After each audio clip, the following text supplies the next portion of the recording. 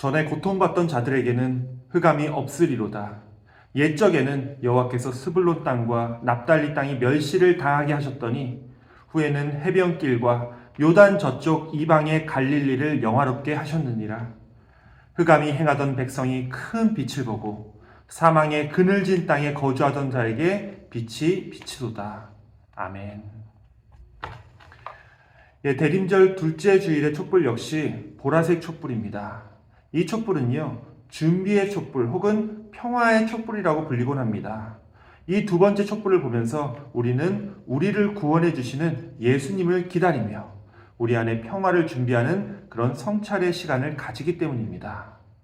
내 자신을 돌아보며 평화의 왕으로 오실 예수 그리스도를 맞이할 마음의 준비를 한다는 의미에서 이 두 번째 촛불을 밝힙니다.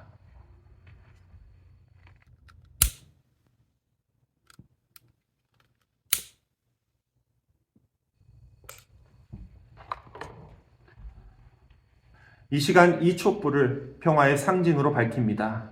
하나님께서 예언자들을 통해서 주신 이 말씀이 저희를 구원의 길로 인도하게 하여 주옵소서. 아멘.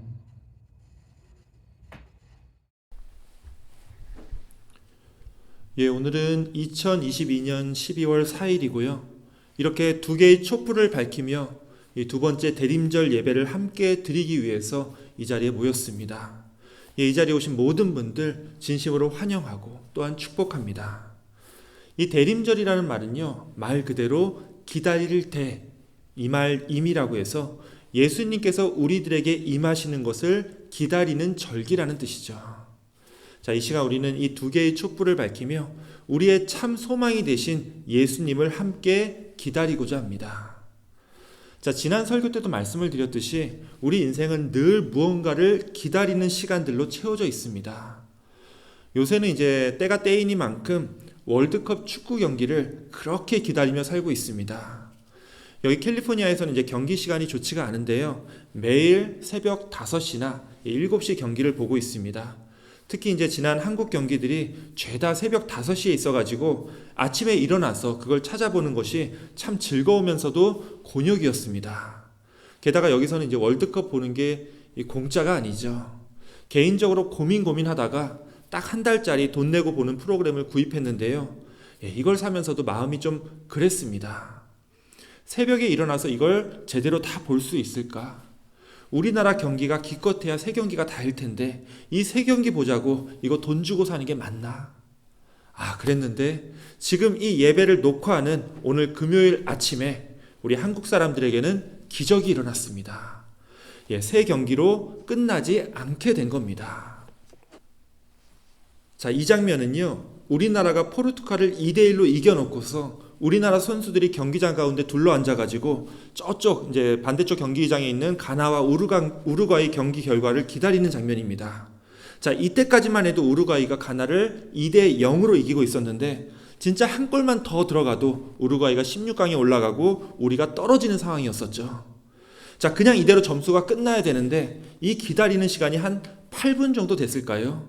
정말 우리 한국 사람들에게는 인생에서 가장 길었던 이 8분이 아니었나 싶습니다. 자, 그러고 나서 드디어 경기가 그대로 끝나게 되죠. 우리나라가 16강 진출이 확정되는 순간입니다. 자, 이때까지 이제 경기 결과를 몰랐다가 이제 경기가 딱 확정이 되는 순간,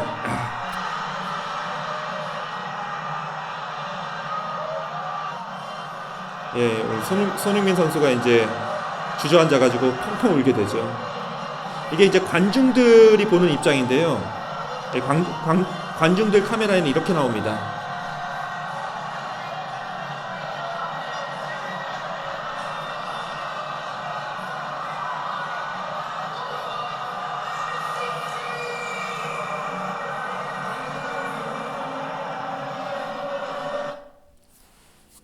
저희가 2002년 때도 그랬었지만 아마 이거 실시간으로 봤던 분들에게는 평생 잊지 못할 감격스러운 순간이 아닐까 싶습니다. 제가 이번에 이 월드컵 보려고 냈던 돈이요, 딱 20불이었는데요.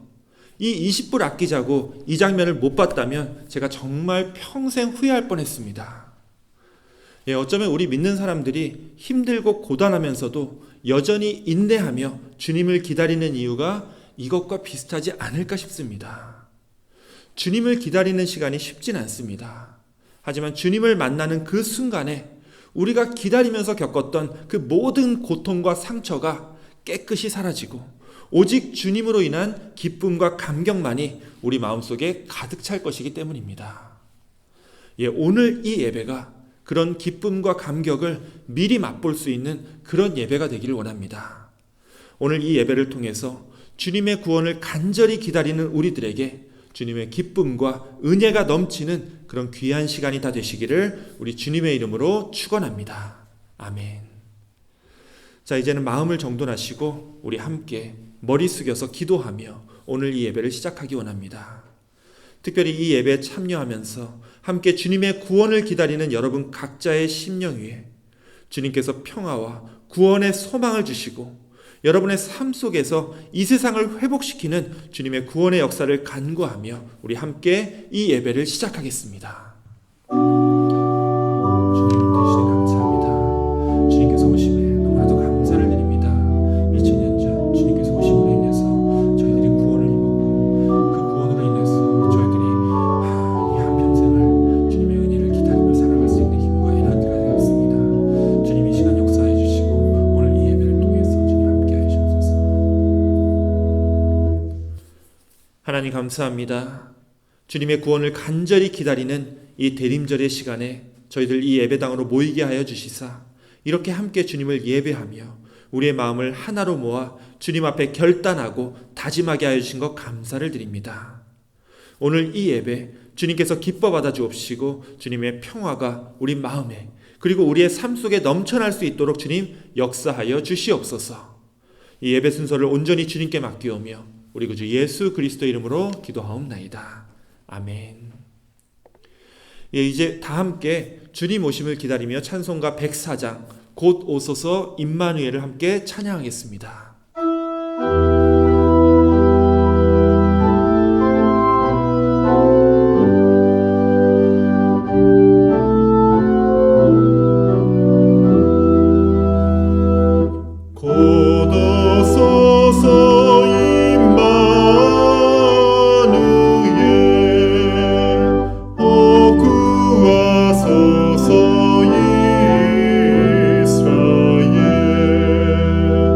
그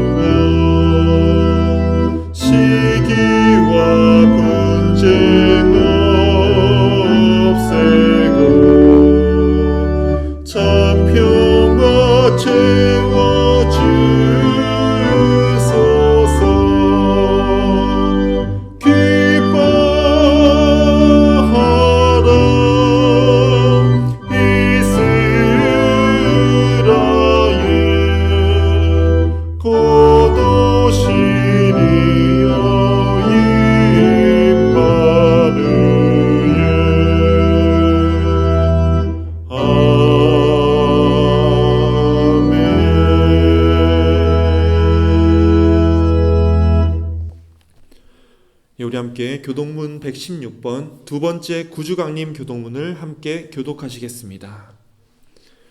이새의 줄기에서 한 싹이 나며 그 뿌리에서 한 가지가 나서 결실할 것이요 그의 위에 여호와의 영 곧 지혜와 총명의 영이요 모략과 재능의 영이요 지식과 여호와를 경외하는 영이 강림하시리니 그가 여호와를 경외함으로 즐거움을 삼을 것이며 그의 눈에 보이는 대로 심판하지 아니하며 그의 귀에 들리는 대로 판단하지 아니하며 공의로 가난한 자를 심판하며 정직으로 세상의 겸손한 자를 판단할 것이며 그의 입에 막대기로 세상을 치며 그의 입술의 기운으로 악인을 죽일 것이며 공의로 그의 허리띠를 삼으며 성실로 그의 몸에 띠를 삼으리라.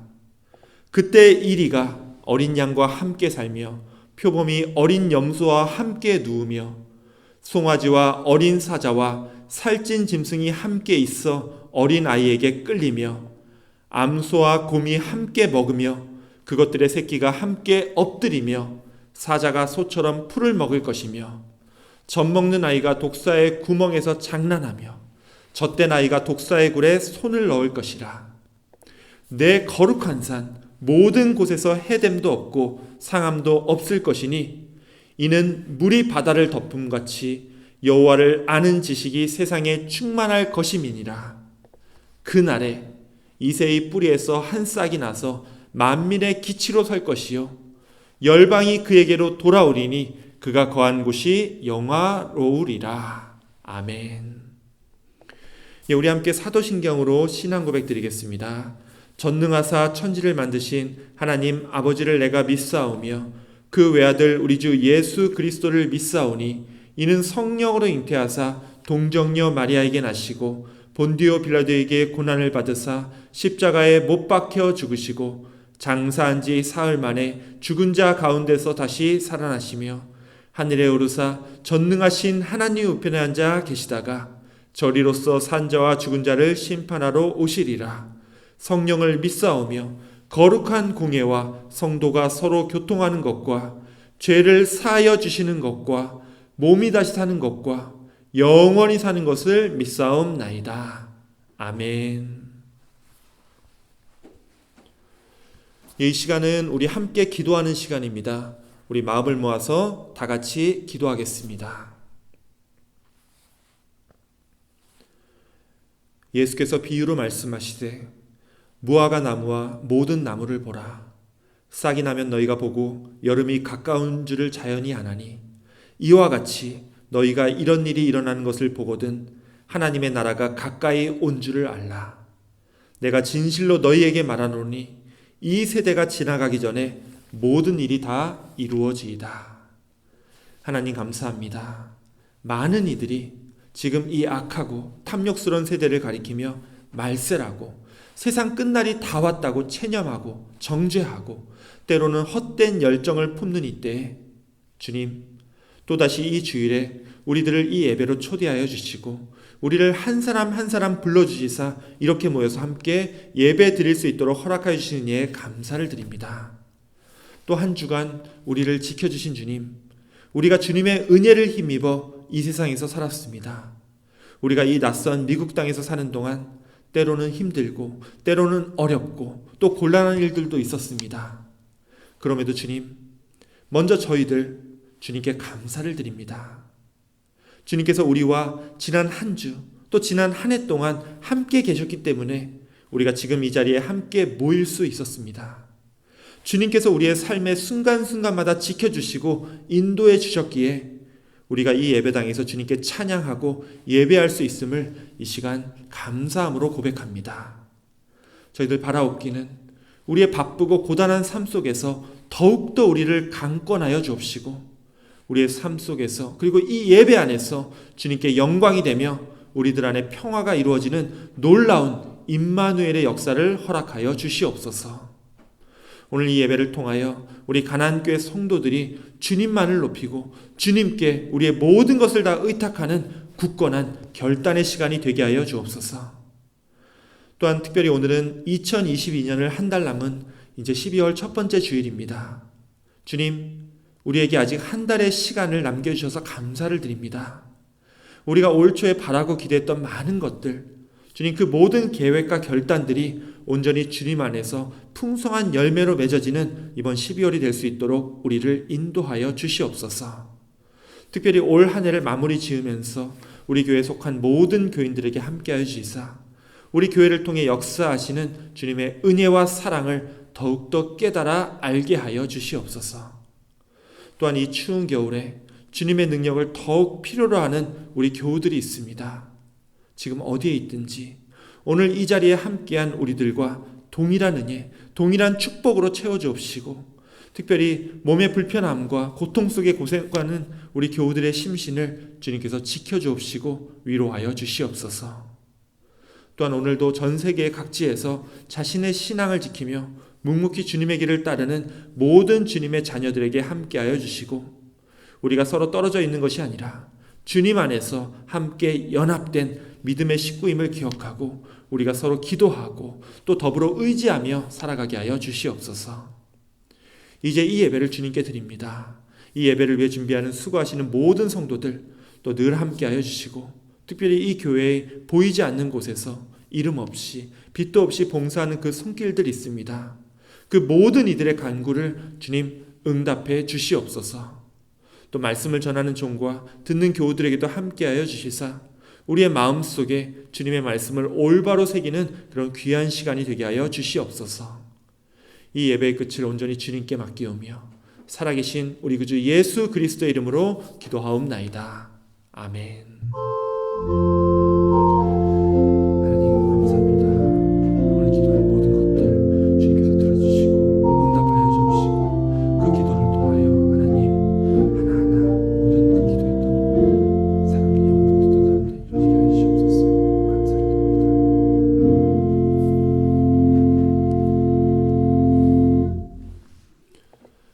이 시간은 말씀을 봉독하는 시간입니다. 오늘 말씀을 봉독하도록 하겠습니다.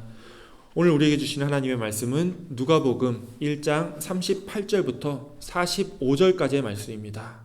우리 화면을 통해서 봉독하실 때 함께 묵상하시기 원합니다. 주의 여종이오니 말씀대로 내게 이루어지이다. 하매 천사가 떠나가니라. 이때 마리아가 일어나 빨리 산골로 가서 유대 한 동네에 이르러 사가랴의 집에 들어가 엘리사벳에게 문안하니 엘리사벳이 마리아가 문안함을 들으매 아이가 복중에서 뛰노는지라.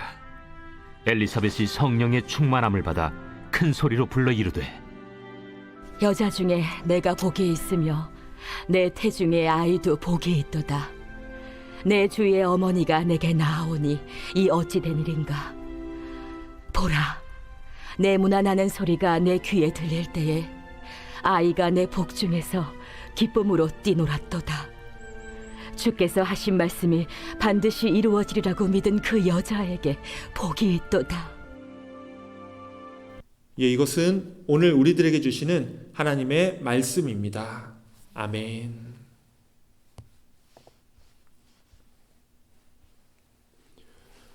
하나님의 사랑과 은총이 이 시간 여기 계신 여러분들에게 넘쳐나기를 축원합니다. 오늘 말씀의 제목은 보시다시피 아베 마리아입니다. 아마 여러분들 중에는 이 말씀의 제목만 들었을 때 이게 썩 마음에 들지 않는 분도 계실 겁니다. 일단 우리 개신교인들은요, 이 마리아라는 여인이 전면에 등장하는 것이 그렇게까지 기분 좋진 않습니다. 자, 왜 그렇죠? 이 마리아는 당연히 예수님의 어머니인 이 성모 마리아를 가리킵니다. 우리 개신교인들은 이 성모 마리아를 떠올리면요, 이런 이미지가 떠올라서 마치 이 마리아가 예수님이나 하나님하고 거의 동등한 존재인 것처럼 떠받들여지는 게 아닌가 하고서 좀 거부감이 느껴질 때가 있습니다. 실제로 많은 캐톨릭 신자들은요, 우리가 예수님이나 아니면 하나님 또 성령에게 기도하듯이 이 성모 마리아를 향해서 기도를 올리기도 합니다. 자, 이것은 이제 1000년 전에 지어진 바다의 별이라는 찬양시입니다. 성모여 죄악의 질고 끊으사 불쌍한 눈먼 자들을 눈뜨게 하고 나약한 우리가 악을 물리쳐 선한 일을 행하게 빌어주소서. 원래 죄를 멸하고 눈먼 자들을 눈뜨게 하는 것은 이 마리아가 아니라 예수님께서 행하신 역사죠. 자, 그런데 이 찬양시를 보면요, 마치 성모 마리아가 예수님의 능력을 가진 어떤 신적인 존재처럼 느껴집니다. 예, 그렇기 때문에 이제 오늘 제목인 이 아베 마리아라는 말도 왠지 부정적으로 들릴 수밖에 없다라는 거죠. 이 성모 마리아가 전면에 나타나는 것 자체도 마음에 들지 않는데, 거기다가 이제 요새 우리 한국 사람들은 절대로 좋아할 수 없는 이 아베라는 말까지 붙어 있으니, 예, 이 설교 제목만 보면은 오늘 도대체 목사님이 무슨 얘기를 하시려고 하시나 약간 좀 삐딱한 시선으로 보일 수도 있을 겁니다. 예, 물론 걱정하지 않으셔도 됩니다. 저 역시 뼛속까지 개신교인이기 때문에 이 성모 마리아를 어떤 신적인 존재처럼 묘사할 일은 절대로 없습니다. 다만 오늘 말씀을 통해서, 특별히 이 대림절을 통해서 예수님의 어머니 마리아가 과연 어떤 신앙을 우리에게 보여주고 있는지 우리 한번 편견 없이 이 여성의 신앙에만 좀 집중해보는 그런 시간을 가지길 원합니다. 자, 일단 이제 오늘날 이 캐톨릭과 개신교가 원수지간이 된 데에는 역사적인 이유가 있습니다. 자, 종교개혁이라고 하는 것은 아시다시피 이제 마틴 루터로부터 시작되었습니다. 루터가 이제 종교개혁을 하니까 유럽 기독교는요, 기존의 캐톨릭 교회와 이 루터와 다른 종교개혁자들을 따르는 개신교회로 갈라지게 됩니다. 자, 초대교회 때부터 거의 1500년 동안 이 하나로 유럽 사회에서 뭉쳐 있었던 교회가요, 두 개로 갈라져 버렸는데, 이들이 평화적으로 우리가 이제부터 이제 교회가 두 개가 됐으니까 이쪽 지역은 개신교, 그리고 그쪽부터는 캐톨릭으로 잘 나눠보죠. 자, 이렇게 평화적으로 합의가 이루어질 리가 없죠. 캐톨릭을 믿는 쪽과 개신교를 믿는 진영 간에 큰 전쟁들이 일어났습니다. 자, 대표적인 전쟁이요, 17세기에 있었던 이 30년 전쟁인데요. 이 전쟁으로 인해서 엄청난 사람들이 죽었습니다. 예, 그냥 전쟁이 나도 지금 뭐 이제 러시아하고 우크라이나 사이에서도 전쟁이 굉장히 참혹한데요. 이 전쟁 중에서도 가장 잔인한 전쟁이 종교 전쟁이죠. 이 30년 전쟁으로 인해서 카톨릭과 개신교 양쪽을 통틀어서 자그만치 800만 명이 죽었습니다. 그냥 죽은 게 아니고요. 제가 이제 자료를 찾다가 그 당시 그림들이 너무 잔인해서 제가 차마 보여드리진 못하지만 정말 이 서로 마귀의 자식들이라고 믿어서 그랬는지 서로를 너무도 잔인한 방식으로 죽였습니다. 이 전쟁으로 인해서 유럽이 두 개의 교회로 갈라졌고, 지금까지도 이제 캐톨릭과 개신교는 서로 이단이라고, 서로 마귀의 자식이라고 싸우고 있는 거죠.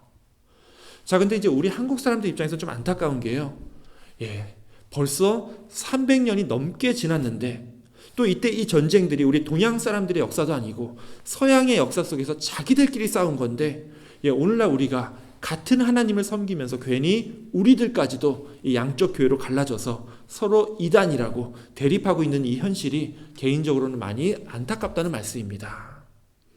예, 우리 개신교 입장에서 카톨릭을 비판하는 이유를 보면은요, 아무래도 이 두 가지 때문일 겁니다.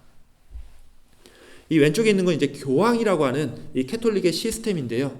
예, 그리고 오른쪽에 있는 건 앞서 말씀드렸던 이 성모 마리아에 대한 인식의 차이가 너무나 크기 때문입니다. 자, 일단 교황을 비판하는 이유는요, 물론 이제 지금은 많이 바뀌었지만 이 19세기 후반에, 자, 그러니까 한 150년 정도 전만 해도요, 교황이 교회의 수장으로서 이 회의를 통해서 무언가를 결정하면 그것은 성령을 통해서 굉장히 특별하게 보증을 해주는 거기 때문에 어떠한 오류도 있을 수 없다고 하는 이 교황 무오류성이라고 하는 말도 안 되는 교리가 있었습니다. 예, 여러분도 아시겠지만 아무리 훌륭한 사람이라고 해도 교황 또한 우리와 같은 인간인데, 마치 예수님이 앉아야 할 자리에 자기가 앉아가지고 자신의 말이 하나도 틀린 게 없다고 주장하는 모습이 우리 개신교인들에겐 그렇게 좋은 모습으로 비칠 리가 없었던 거죠. 자, 그런데 거듭 말씀드리지만요, 이런 비판은 이제 과거 옛날 카톨릭에 대한 비판이고요, 지금은 캐톨릭도 많이 달라졌습니다. 오히려 이제 지금 교황으로 계시는 이 프란시스 교황은 이 교리의 반대쪽에 계시는 분이죠. 자, 근데 뭐 교황은 그렇다 쳐도 여전히 우리 개신교인들은요, 이 성모 마리아에 대한 인식에 대해서는 또 굉장히 안 좋은 부정적인 감정을 가지고 있습니다. 아무리 성모 마리아가 예수님을 낳은 이 대단한 존재라고 해도 성모 마리아도 그냥 하나의 인간일 뿐인데, 예, 아까 보셨듯이 성모 마리아에게 기도를 드리고 우리가 하나님께 예배하듯이 이 성모 마리아를 섬기고 있는 이 캐톨릭 신앙은요, 우리 개신교인들이 굉장히 받아들이기 힘든 그런 좀 어려운 또 교리일 수밖에 없습니다. 물론 이제 우리 개신교에도 예배 중에 마리아를 언급할 때가 있습니다. 그것도 매주 성모 마리아 이름을 얘기합니다. 예, 오늘 우리도요 벌써 이 예배 안에서 마리아를 언급했습니다. 언제 언급했죠? 예, 사도신경 할 때 언급했습니다. 이는 성령으로 잉태하사 동정녀 마리아에게 나시고. 자, 우리 개신교회도 매번 예배 드릴 때마다 이 마리아의 이름을 부른다는 거예요. 물론 이제 우리는 예수님의 탄생을 고백하기 위해서 마리아 이름을 언급할 뿐이지 이 동정녀 마리아 자체를 섬기거나 아니면 마리아에게 직접 기도하진 않습니다. 아니면 기도를 부탁하지도 않죠. 자, 이렇게 생각하면 우리 개신교의 이 성모 마리아에 대한 인식이 좀 이해가 편하실 겁니다. 어느 큰 교회에서요 성악가 한 분이 나오셔가지고 굉장히 멋있게 특송을 부르고 있었습니다. 자, 그런데 목사님이 이제 중간에 나오시더니 성악가가 노래를 더 이상 못 부르게 하는 거예요. 자, 왜 그런가 했더니 이 성악가가 불렀던 특송의 제목이 바로 아베 마리아였습니다. 자, 아베 마리아라는 말은 안녕하세요 마리아님 혹은 마리아님에게 문안드립니다 라는 뜻입니다. 자, 영어로는 헤일 메리라고 하죠. 자, 목사님이 이 노래를 중간에 멈추게 한 이유는요, 이게 이제 일반 음악회 때가 아니라 예배 중이잖아요. 자, 예배 때 우리가 찬양을 드릴 수 있는 대상은, 우리가 예배를 드릴 수 있는 대상은 오직 누구죠? 성부, 성자, 성령, 이 삼위일체 하나님뿐입니다. 아무리 아브라함이나 모세의 권위가 높고 아무리 베드로와 바울이 위대한 제자들이라 할지라도 우리는 예배 중에 그들을 직접 찬양하거나 그들에게 기도하지도 않고 그들에게 기도를 부탁하지도 않습니다. 오직 하나님만이 우리의 예배를 받으시고 우리의 기도를 들어주시는 분이기 때문이죠. 예, 그래서 이 목사님은 아베 마리아라는 성모 찬가를 예배 중에 못하게 했던 겁니다. 자, 어떻습니까? 이 목사님 얘기 나름 합리적인 거 맞죠? 자, 그렇다면 여러분들 중에 누군가가 우리 가나안 교회에서 이 예배 도중에 특성으로 아베 마리아는 부를 수 없겠습니까? 라고 저에게 물어본다면, 자, 제가 어떻게 대답할 것 같습니까? 예, 제 대답은 이렇습니다. 사실 이 아베 마리아라는 노래가 굉장히 여러 가지 버전들이 있습니다. 그래서 예배 때 특송으로 부를 이 아베 마리아의 가사 안에 마리아를 향한, 즉 마리아에게 이제 직접 기도하거나 마리아를 이렇게 섬기는 이 워십을 하는 이 찬양이 있으면 당연히 예배 때는 안 되고요. 그냥 이 노래를 통해서 예수님의 탄생을 함께 축하하는 그런 찬양하는 그런 노래라면 이 버전은 괜찮다고 제가 말씀드리고 싶습니다. 자, 어떤 게 예배 때 괜찮은 가사인지 제가 한번 한 곡을 들려드리겠습니다.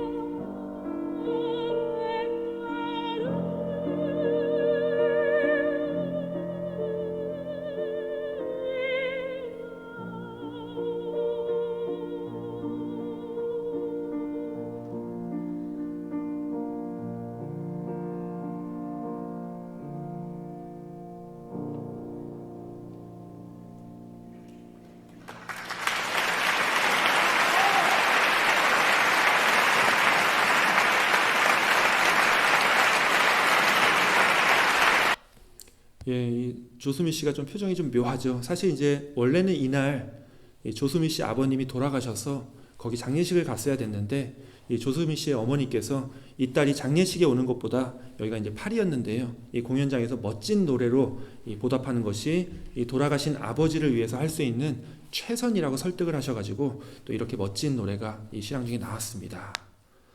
예, 이 가사를 보시면 아시겠지만 이 가사는 마리아에게 직접 기도하거나 찬미하는 내용이 아니죠.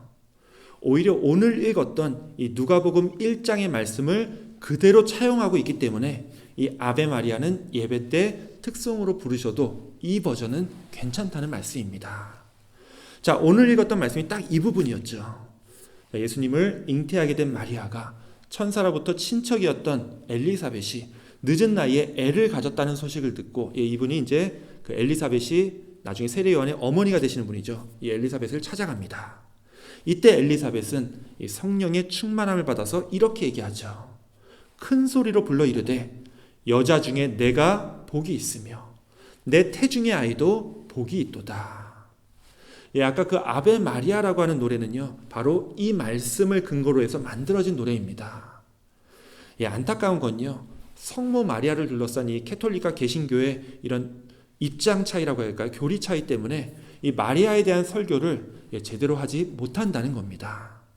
아무래도 이제 캐톨릭은 너무 마리아를 높이려고 하고 개신교는 너무 마리아를 낮추려고 하니까 이 성모 마리아에 대해서 좀 이렇게 온전히 제대로 얘기를 나누기가 좀 어려운 상황입니다. 하지만 오늘 이 두 번째 대림절 이 시간만큼은 우리 한번 이 마리아에 대해서 좀 편견 없이 진지하게 생각해 보시기를 원합니다. 자, 여러분이 알고 있는 이 성모 마리아는 실제로 어떤 경험들을 했죠? 어떤 경험들을 했길래 이렇게 여자 중에서 내가 복이 있다라는 이 축복을 받았죠? 자, 먼저 마리아가 몇 살 때 예수님을 잉태하고 낳았었죠? 아십니까? 예. 물론 이제 성경에는 안 나와 있습니다. 하지만 이제 당시에 짧은 그 수명과 또 일찍 결혼했었던 그 문화를 생각해 보면요, 마리아가 예수님을 가졌을 때는 무척이나 어렸던 것으로 추측이 됩니다. 예, 당시에는 이제 한 12살만 돼도 결혼을 했고요. 늦어도 14에서 15이 될 때는 이제 결혼을 못했으면 노처녀라고 불리던 때였습니다. 예, 그래서 아마도 지금으로 치면은 한 중학생 정도 나이였을까요? 이때쯤 마리아는 예수님을 가졌을 거예요. 자, 중학생 나이에 아이를 가졌는데 그것도 처녀의 몸이었고요. 게다가 약혼까지 한 상태였으니 자기 약혼자에게 그리고 양가 가족과 이웃들에게 어떻게 설명해야 자신의 결백을 믿어주게 할 수 있었을까요?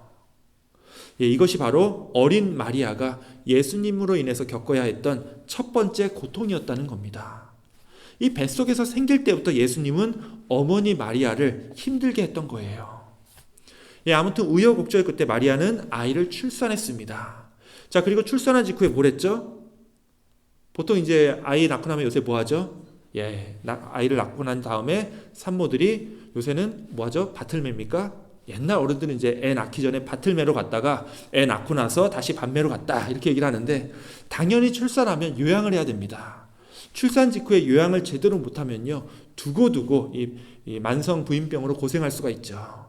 자, 그런데 우리 마리아는 아이를 낳자마자 뭘 해야 했죠? 이게 참 안타까운 얘기인데요. 마리아는 출산 직후에 도망을 가야 했습니다. 헤롯 왕이 베들레헴에 있던 모든 유아들을 죽이려 했기 때문에 마리아와 요셉은 갓 출산한 아기 예수님을 데리고 저 먼 이집트로 도망을 가야 했습니다. 자, 베들레헴에서 이집트까지 걸어서 일주일 이상 걸립니다. 갓 출산한 산모가 아이를 안고서 일주일 이상, 이거 뛰어가는 정도는 아니겠지만 그래도 최대한 빨리 도망가야 했기 때문에 이 몸이 버텨낼 수가 없었을 거예요. 예, 이와 같이 예수님을 낳는 과정 자체도 처음부터 끝까지 순탄하지 못했다라는 거예요. 자, 예수님을 낳은 걸로 마리아의 고통이 끝났던 게 아니죠. 여러분들 어렸을 때는 그랬겠지만 당시의 어머니들은요, 거의 애 낳느라고 젊은 시절을 다 보냈습니다. 마리아도 이제 장남인 예수님을 낳았고요. 그 후에도 계속 애를 낳습니다. 예수님의 동생들 얘기가 이제 성경에 나오는데요. 마가복음 6장에 보면 예수님 동생의 이름까지 언급되고 있습니다. 자, 이 사람이 마리아의 아들 목수가 아니냐, 야고보와 요셉과 유다와 시몬의 형제가 아니냐, 또 그 누이들이 우리와 함께 여기 있지 아니하냐. 예수님이 고향 나사렛에 잠깐 들렸을 때 이 고향 사람들에게 배척당했을 때의 이야기입니다. 자, 고향 사람들은 이제 나사렛 사람들은 예수님이 돌아오니까 이 사람 우리가 아는 그 사람이 아니냐. 마리아의 아들이고 목수고 그의 동생은 야고보와 요셉과 유다와 시몬 이렇게 4명의 남동생이 있고 자 그리고 누이들이 되어 있습니다. 여기서 누이들이라고 했으니까 2명 이상이었겠죠. 자 여기 나온 마리아가 낳은 애들 숫자만 해도요 예수님 포함하면 몇 명이죠? 7명 이상이었습니다. 자 근데 실제로는 여러분 다 아시죠? 옛날에는요 이 당시 아이들이 절반 이상이 10살 전에 다 죽었습니다. 아마 마리아도 거의 10명이 넘는 자녀를 낳지 않았을까 추측할 수 있는 거죠. 이 많은 자녀들을 낳고 길러야 했는데 그래도 뭐 아이는 혼자 키우는 게 아니니까 남편을 의지하면서 살 수 있었을 겁니다. 자 그런데요 많은 학자들이 남편 요셉은 일찍 죽었을 것이라 그렇게 추측하고 있습니다. 실제로 예수님이 활동하는 이야기에서는요 어머니와 동생들은 자주 언급되고 있는데 이 남편 아버지 요셉은 한 번도 등장하지 않죠. 애초에 일찍이 혹은 늦어도 예수님이 활동하시던 그 시기 직전에는 이미 돌아가셨던 걸로 보입니다. 물론 이제 마리아에게는 2번째 남편이 있었을 가능성도 있죠. 근데 아실 겁니다. 2번째 남편을 가진 여성이라는 것도 이 마리아 시대 때는요 이미 사회로부터 엄청난 편견과 차별을 안고 살아야 했음을 뜻하는 거죠. 자 이렇게 보면요 마리아는 여자 중에 복이 있도다 라고 보기에는 정말 기구한 삶을 타고났던 여성이었습니다. 자 그런데 이게 끝이 아니었죠. 큰아들이 결혼을 안 합니다. 애도 안 낳고 속을 썩이더니 갑자기 큰 대업을 이루겠다고 가출을 해버립니다. 당시의 장남은요 이제 요즘 장남이라면 그 무게가 다르죠. 게다가 아버지가 돌아가신 집 장남은요 그 집안의 가장입니다. 자 그런데도 그 모든 책임을 져버리고 큰아들 예수는 그만 가출을 했던 겁니다. 그리고 그 가출한 큰아들이 결국 어떻게 됐죠?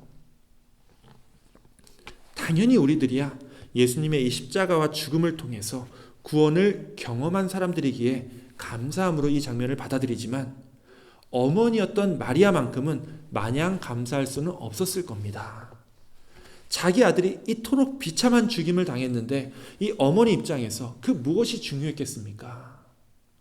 여러분 같으면 이렇게 슬픔과 고통이 가득 찬 이런 가혹한 인생을 그래도 순종하면서 감당하실 수 있겠습니까? 참 쉽지 않으리라 믿습니다. 비슷한 고백을요 우리가 사실은 이제 살면서 종종 하고 있죠. 미국에서 사는 게 이렇게 힘든 줄 알았다면 여기 이민 안 왔을 텐데, 결혼 생활이 이렇게 힘든 줄 알았다면, 애 키우는 게 또 이렇게 힘든 줄 알았다면 그냥 혼자 사는 건데, 교회 생활하는 게 이렇게 어려운 줄 알았다면 애초에 교회 안 나왔을 텐데. 맞습니다. 우리가 진작 알았다면 지금과는 다른 선택을 하면서 살았을지도 모르겠습니다. 그런데 어쩌면요, 이렇게 모르고 시작한 어떤 신앙도 하나님의 축복이 아닐까 싶습니다. 이 마리아를 생각해 보시기 원합니다. 마리아는요, 어떤 고난과 슬픔이 닥쳐오든 끝까지 하나님의 말씀에 순종했습니다. 왜 순종했죠? 마리아는 자신이 하나님의 종이기 때문에 하나님의 그 말씀에 따르겠다고 고백했던 겁니다. 자, 자신이 하나님의 종이면 그 자신의 주인이 누구란 얘기죠? 하나님이란 얘기입니다. 맞습니다. 마리아가 철저히 순종했기에 오늘날 많은 사람들이 아베 마리아라고 환호하면서 이 여성을 깊이 기억하고 있는 거겠죠. 우리가 아베 마리아라고 부르면서 이 성모 마리아를 기억할 때 우리가 마땅히 떠올려야 할 것은 뭐 캐톨릭이 어떻고 개신교가 어떻고 자 이런 것들이 아니죠. 이 어린 여성의 순종하는 이 마음이라는 말씀입니다. 자, 우리도 마찬가지죠. 참 삶이 쉽지가 않습니다. 신앙생활도 마찬가지입니다. 예수님의 말씀을 따라 사는 삶이 이렇게 힘들지만 그래도요, 우리는 이 마리아처럼 순종하면서 살아야 한다는 겁니다. 자, 왜 순종해야 한다고요? 예수님께서 우리의 구주가 되시기 때문에, 우리가 주님의 종으로 살아야 될 존재이기에 우리는 주님께 순종하며 살 수밖에 없다라는 거예요. 주님의 구원을 기다리는 이 대림절의 시간에 모든 것을 주님께 맡기고 철저하게 순종하며 살았던 이 성모 마리아를 기억하며 늘 주님께 순종하며 살아가시는 저와 여러분들이 다 되시기를 우리 주님의 이름으로 축원합니다. 아멘. 기도하겠습니다. 하나님 감사합니다. 한 여성의 순종된 삶으로 말씀이 육신이 되신 우리 주님께서 이 땅에 임하게 하여 주시고 또 주님의 말씀에 순종하며 살기로 결단하는 우리들의 삶을 통하여 주님의 큰 뜻을 이제 나타내 주옵시고 우리로 하여금 구원과 소망이 되시는 예수 그리스도의 길을 언제나 순종하며 따르게 하여 주시옵소서. 특별히 마리아처럼 힘들고 어려운 삶을 살아가고 있는 우리들 한 사람 한 사람을 기억하여 주옵시고 우리가 주님의 말씀에 순종하며 살아갈 때 주님께서 우리의 모든 것을 돌봐주시고 또 지켜주심을 늘 믿고 저희들 주님만을 따라가게 하여 주시옵소서. 우리의 모든 소망을 주님께 맡기오며 살아계신 우리 구주 예수 그리스도의 이름으로 기도하옵나이다. 아멘. 이 시간은 우리 오늘 말씀 기억하면서 함께 찬양하는 시간입니다. 다 함께 찬송가 321장 주님께 순종하고자 하는 우리의 결단과 다짐을 담아서 함께 찬양하겠습니다.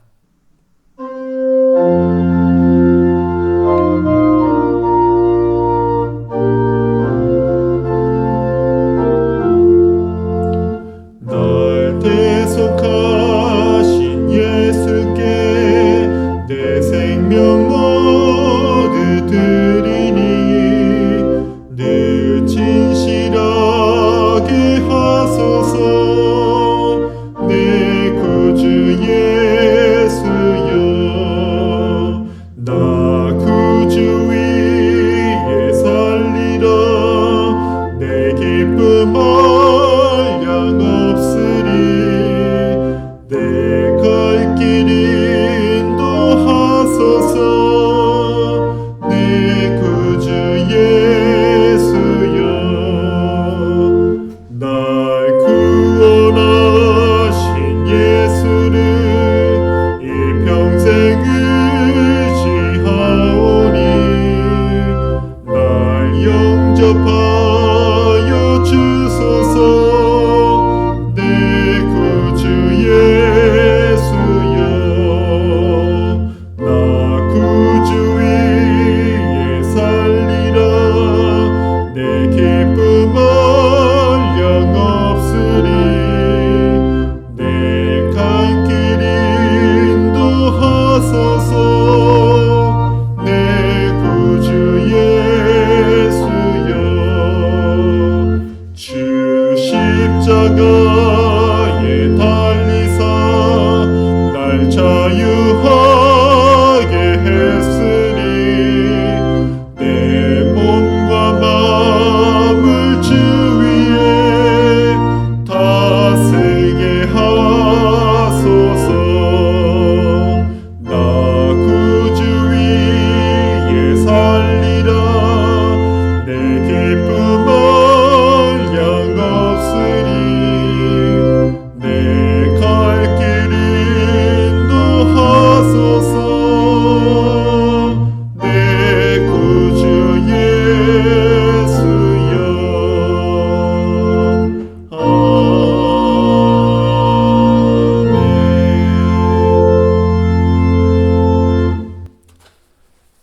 이 시간 우리 다 함께 찬송가 1장 부르시면서 봉헌하시겠습니다.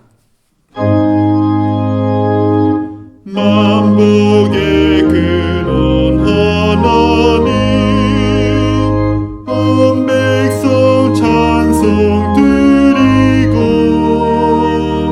저 천사여 찬송하세. 찬송 성부 성자 성령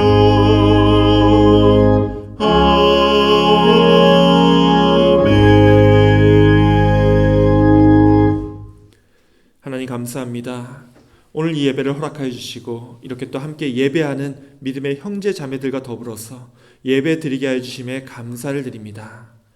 이 시간 우리의 순종하는 마음을 담아서 귀한 예물을 드리오니 이곳에 모인 주님의 사랑하는 자녀들에게 함께하여 주시사 위로가 필요한 사람들에게 주님의 축복을 마음껏 허락하여 주옵시고 또 경제적으로 물질적으로 부족한 이들에게 주님께서 일용할 양식을 허락하여 주시사 언제나 어디서나 늘 부족함 없는 주님의 축복과 은혜를 경험할 수 있도록 은혜 내려 주시옵소서.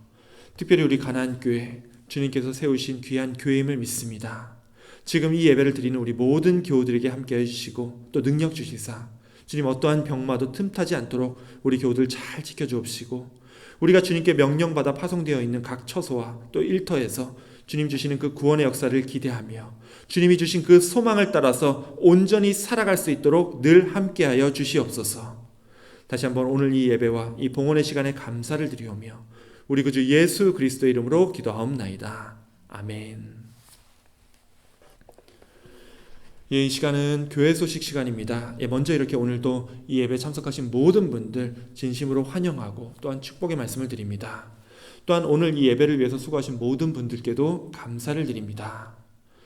오늘 주일 오후 2시에 저쪽 몬트레이 카멜 지역에 있는 Church of the Wayfarer UMC죠. 거기서 이제 조금 이른 좀 빨리 하는 크리스마스 칸타타 음악회가 있습니다. 올해는 우리 교회에서 이제 칸타타를 따로 하지 않기 때문에 교회에서 공식적으로 광고하는 칸타타는요, 이게 유일합니다. 오늘 칸타타에서 모인 기금은 특별히 셀리나스 UMC의 홈리스 사역에 쓰인다고 하니까요, 관심 가져주시고 또 함께 참석하셔서 또 함께 또 칸타타 이렇게 봐주시기 원합니다. 우리 교회에서는 이제 교육관 앞에서 오후 1시 20분에 모여가지고 교회차로 같이 출발하도록 하겠습니다. 오후 2시니까요. 아마 시간 넉넉하리라 믿습니다. 그리고 이제 돌아오는 수요일인 12월 7일에는요. 수요 성경 공부하고 저녁 예배가 오전 11시 그리고 저녁 7시 반에 계속 진행되니까요. 또 참석하셔서 함께 말씀과 또 친교 나누는 시간 갖기를 원합니다. 오늘 준비한 광고는 여기까지입니다. 벌써 12월 달이 다 되었는데요. 다 된 게 아니라 이제 12월 달이 이제 시작되었는데요. 시간이 정말 빠르다 얘기를 하는데 정말 속절없이 빨리 지나가고 있습니다. 원래 12월 달은 교회도 그렇고 이제 여러분들 하시는 비즈니스도 정신없이 지나가기가 쉽습니다. 자, 그런데 이번 한 달을요 그냥 지내버리고 나면 올해 2022년은 그냥 정신없이 지나간 그런 한 해로만 기억이 될 수밖에 없습니다. 여러분들 이 흘러가는 시간 꼭 놓은 채로 지내지 마시고요. 바쁘시더라도 잠깐 마음을 멈추시고 내가 올해 꼭 해야 했던 것, 꼭 이뤄야 했던 것을 한 번 더 점검해 보시고요. 특별히 누군가에게 감사할 일이 있으시면 올해가 가기 전에 또 그 감사의 마음을 표현하는 그런 귀한 은혜의 시간이 되기를 원합니다. 그럼 마지막으로 우리 함께 찬송가 410장 함께 찬양하시고 우리 기도로 모든 예배 순서를 마치겠습니다.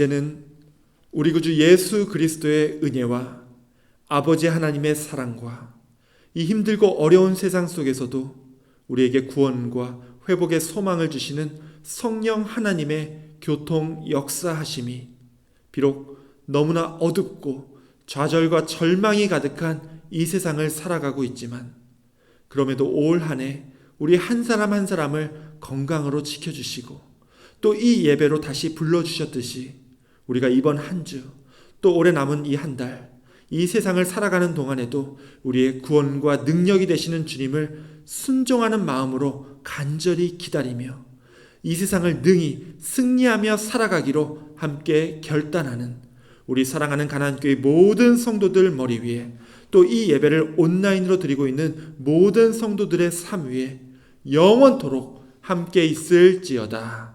아멘.